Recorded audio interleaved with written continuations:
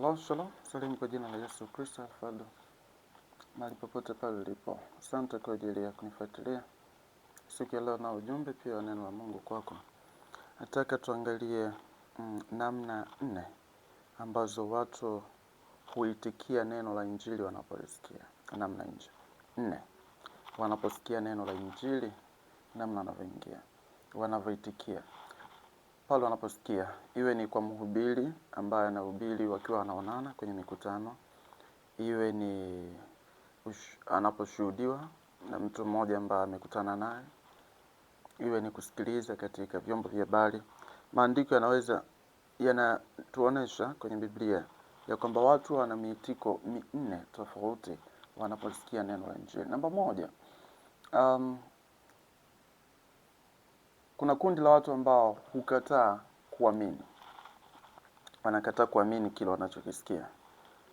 Mwinjilisti amehubiri au neno la Injili wamesikia, wameshuhudiwa habari ya upendo wa Mungu kwao, lakini wanakataa kuamini. Maandiko yanasema kitabu cha Matendo ya Mitume sura ya 19 mstari wa 8 hadi wa 10. Akaingia ndani ya sinagogi akanena kwa ushujaa kwa muda wa miezi 3, akihojiana na watu na kuwavuta katika mambo ya ufalme wa Mungu.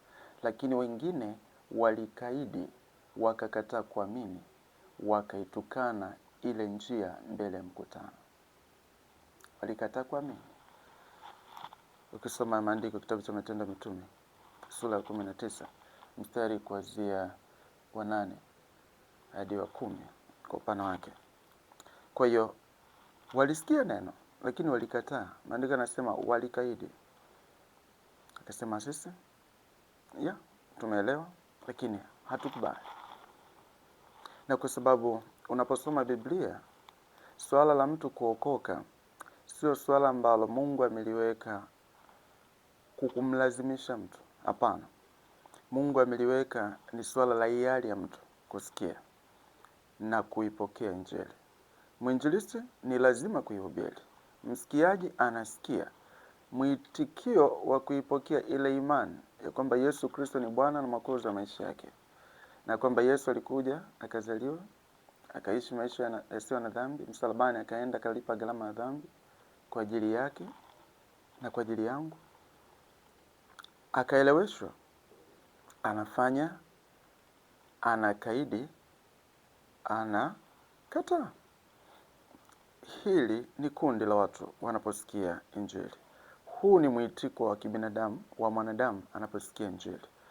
Kabisa anafanya uhuru wake. Ingereza anasema ana free will. Maamuzi huru ya mwanadamu yasiyosukumwa na hata Mungu mwenyewe hawezi kumsukuma, kwamba kwa kuwa nimemtuma mjumbe, kwa kuwa nimelileta neno, kwa kuwa nimegharamika kwenda msalabani, lazima uokoke. Wokovu ni lazima, lakini bado mtu anaweza akachagua akaiamini Injili au akaikataa. Maandiko yanasema walikaidi.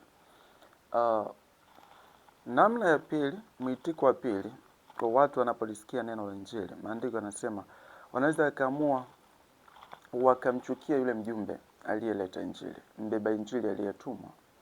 Kama ni mwinjilisti, kama ni mwalimu au yoyote yule ambaye amehubiri habari za wokovu, habari za mtu kuacha dhambi na kumgeukia Yesu Kristo kwenye maisha yake, habari za ufalme wa Mungu kuingia kwenye maisha ya mtu. Mtu anaweza akamchukia yule mjumbe aliyepeleka ile Injili. Maandiko yanasema katika kitabu cha Matendo ya Mitume sura ya 5 mstari 33, wao waliposikia wakachomwa mioyo yao, wakafanya shauri kuwaua. Waliingiwa na chuki ndani yao dhidi ya mitume walipokuwa wanahubiri. Shauri lao wakasema tuwaue. Unaweza ukaangalia huu moyo wa mwanadamu. Kwa hiyo ndani yao wameshurutishwa na Roho Mtakatifu. Dhambi yao imewekwa wazi kwao, uovu wao umewekwa wazi kwao. Lakini wanachokifanya, hawaipokei ile Injili kwa kusema Mungu ametuangalia, tutubie uovu wetu. Wao wanamchukia na zaidi sana wako tayari hata kumuua yule mjumbe wa Injili. Hii ni namna ambayo watu wanapokea. Kwa hiyo